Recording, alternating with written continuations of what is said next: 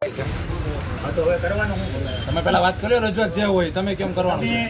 એવી રજૂઆત કરી હતી કે અમે તમને પૂરતા ભાવ કરી દઈએ. તો શરૂઆતમાં બજાર થઈ તમારું લિસ્ટ લાવો અહીંયા. તમે જે હરાજીના ભાવ લખો છો એ લિસ્ટ લાવો. આપણે 11-11:30 વાગે હરાજી બંધ કરી પહેલી વાર ત્યારના ભાવ જો અને તમે પાછું સુધારાનું કીધું ત્યારના ભાવ જો તમને કાંઈ ફેર લાગે તો તમદાર અમે આગળ તમને પાછી હતી એમને હરાજી ચાલુ કરાવી. હાલો એના સિવાયના પ્રશ્ન છે કોઈને? રજૂઆત કરી દેજો. ખબર પડશે. એક જણા બોલો. 5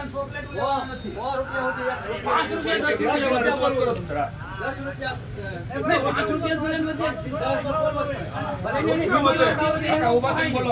એની ડિમાન્ડ હોય તો લે 10 રૂપિયાથી બોલો એમ. અમારે 50,000 ઠેલાની જરૂર છે. 50,000 ઠેલા લ્યો ને સાહેબ. અમે જે એમ કહે છે કે અમારે 1 લાખ ઠેલા આજને અમને છૂટા કરી છે. અમે એક દિવસ તમે અગાઉ તો બોલાવો છો. ઉપર ખાલી 1 રૂપિયા તો 100 રૂપિયા એક રજૂઆત કરો. એક અમારે એટલો મારા જરૂર છે 10,000 50,000 જ રાખો 3 લાખ કરીને આમો ભાડે એટલે 600 હાલો એના પછી ભાઈ સમજાઈ ગયો પ્રશ્ન. હાલો પછી અમારો કાકા શું કહેવાનું છે? મારો કહેવાનું નહીં ઉપરથી 1 રૂપિયો તૂટે તો આ 100 રૂપિયા તોડી નાખે. ઉપર ભાવ નથી એવું વેપારી મિત્રો એવું કે અમારે ડુંગળી નથી લેવી તો અમે ગેટ બંધ કર્યો. તો આ અધિકારી આવીને કે તમે કાયદો હાથ પાડ્યોમાં તો અમારો માલ જે વેચાણો છે એ વેપારી પાસે કે બીજા કોઈ પાસે. તમારે જે કઈ પ્રશ્ન હોય કહી દો, જવાબ આપી દો. પછી તમે કેમ કરવાનું છે? હાલો ગેટ વાળી વાત થઈ ગઈ, રૂપિયાના 100 રૂપિયાની વાત થઈ ગઈ, જો એટલી મગાવો એ વાત થઈ ગઈ, ભાવ હરખા કરજો એ વાત થઈ ગઈ. ડિમાન્ડ જે કરે છે ને જો કે દાખલા તરીકે 200 રૂપિયાની ડિમાન્ડ મૂકે એટલે 215 વિશેષ થાય છે એટલે ડિમાન્ડ જે આપણે સરકારી એન્ટ્રી જે હરાજી આપે એ લોકોને મૂકવી જરૂર. માલ પ્રમાણે મૂકવાનો. માલ પ્રમાણે 400 નો 250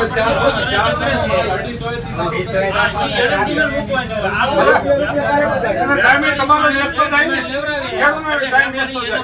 સિટી ડિમાન્ડ 300 થી મૂકે 200 વાળી તો એ ક્યાં જાય? 350 ઓલો 200 થી મૂકે ને 350 કઈ થાય? એક ખેડૂતને છે ને કોઈને નેવરાઈ નથી આંદોલન કરવાની. વેપારી જેટલા એ ફ્રી નો રહે.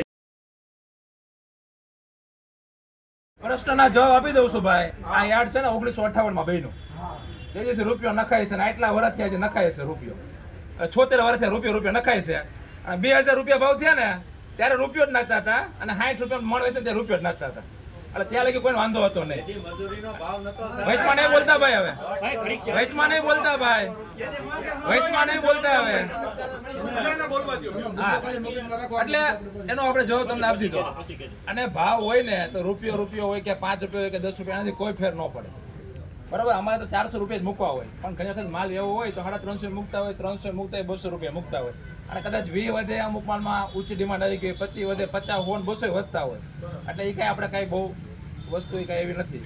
આજનો મેઇન પ્રશ્ન જે છે બધા ખેડૂત ભાઈઓને એક જ છે કે ભાવમાં 150 રૂપિયા ઘટ્યા. એ બાકીના બધે પ્રશ્ન છે એ તો કાયમી માટે અહીંયા છે જ અને બધી વસ્તુમાં છે. અનાજની હરાજીમાં થાય છે, સફેદમાં રૂપિયો વધ્યો ને છે તો એ 500 વેચાનું ત્યાં રૂપિયો જ હાલે, ત્યાં રૂપિયો જ હાલે છે. બરોબર. બધી જગ્યાએ રૂપિયો હાલે છે. અને સુધારો કરવો હોય તો અમારે કમિટીમાં નિર્ણય કરશું. તમારી રજૂઆત હું લઈ લઉં છું. બરોબર ને કે 5 નું કરવું. બરોબર. હાલો એવડે આપણે કમિટીમાં નિર્ણય કરશું. અમારે 2 મહિને એકવાર 2 મહિને એકવાર 2. અત્યારે ભાઈ એ મુદ્દા ઉપર તો એવો જ નથી. રૂપિયા 5 રૂપિયાના જવાબ દઉં હોય. અને આ ડુંગળીનો શું કરવાનો પ્રશ્ન મેન છે. 1 લાખ થેલા વેચવા ન વેચવા એ મેન છે. નવી જાહેરાત મૂકી દીધી. ઘણા ખેડૂતના ફોન આવ્યા કે ભાઈ અમારી ગાડી નીકળી ગઈ છે, થેલા ભરાઈ ગયા છે. આવવા દેજો એના એટલા ઉતારશું પણ હરાજી ક્યારે થાય નક્કી નથી. કારણ કે અમારા ખેડૂત ભાઈઓ કહે પછી હરાજી થશે, ત્યાં લગી હરાજી થશે નહીં. 1 લાખ થેલા છે ભાઈ. હું ત્યાં હતો જ્યારે હરાજી અટકીને આવ્યો અને તમે બધા કીધું એ પ્રમાણે હરાજી ચાલુ કરાવી અને એ પ્રમાણે જેવા માલ હતા ને એવા ભાવ હતા. સારા માલના 350 450 થયા અને નબળા માલના 260 70 લઈને 300 રૂપિયા થયા. એટલે જેવું માર્કેટ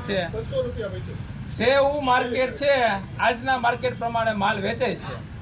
ત્યારે પણ મેં કીધું હતું અને અત્યારે પણ કહું છું કે જે લોકોને વેચ્યું હોય એ વેચે, જેને નથી વેચવું એ ન વેચે અને જેને વેચવી છે ને આપણે અટકાવાય નહીં. ત્યારે પણ કીધું તું, અત્યારે પણ કીધું ભાઈ. વચમાં બોલમાં આવે જો પેલા સાંભળી લેવાનો. અમે તમને સાંભળી લીધા. તમને હવે સાંભળો. આ 100 જણા છે અહીંયા. આજ 2000 ખેડૂત હતા ત્યાં, કેટલા હું આવ્યો ને ત્યારે, હવે કેટલા વેચા આપણે 100, એમાં 50% કદાચ માલનું વેચાણ થઈ ગયું હશે, 50% બાકી હશે. પાછળ ઉભા ને બધે મારી પાસે હમણાં આવ્યા કે સાહેબ હવે એ કોટા નીકળી જાય, ઓલું થયું, મને બધી ખબર છે, પણ ખેડૂતોની રજૂઆત હોય એટલે મારે હરાજી ચાલુ કરાય નહીં. છતાં પ્રયત્ન કરીને હરાજી ચાલુ કરી, પણ તોય હોજ એક રહ્યો એટલે વેપારીઓ કે ભાઈ હવે હરાજી બંધ કરો, ત્યારે આમાં મજા ન આવે. બાકી જેવો માલ એવા પૈસા થાય છે, આપણે તમે બધા કયો તો હાંકવાની છે, બાકી બંધ રહે તો બંધ. અને મારી વિનંતી એવી છે કે આ 1 લાખ થેલા વેચાવા જોવે, પછી આપણે યાર્ડ હમણાં બંધ રાખી દે અઠવાડિયું દોથી, પછી એ કહે ભલે 5 લાખ થેલા આવે ને પછી જે ભાવ થાય જેના નસીબમાં હોય આવે. આનાથી કઈ સોલ્યુશન આવવાનું નથી. હા ભાઈ શાંતિ રાખો, બધું બંધ ન થાય. જેની હરાજી થાય એના આનો રસ્તો એક જ છે ભાઈ, જેની હરાજી થાય એને લાગે યોગ્ય ભાવ છે એ કબાલો લે અને એ વેચે, બાકીના ભલે ઊભું રહ્યું. આ જ રસ્તો છે બધા માટે.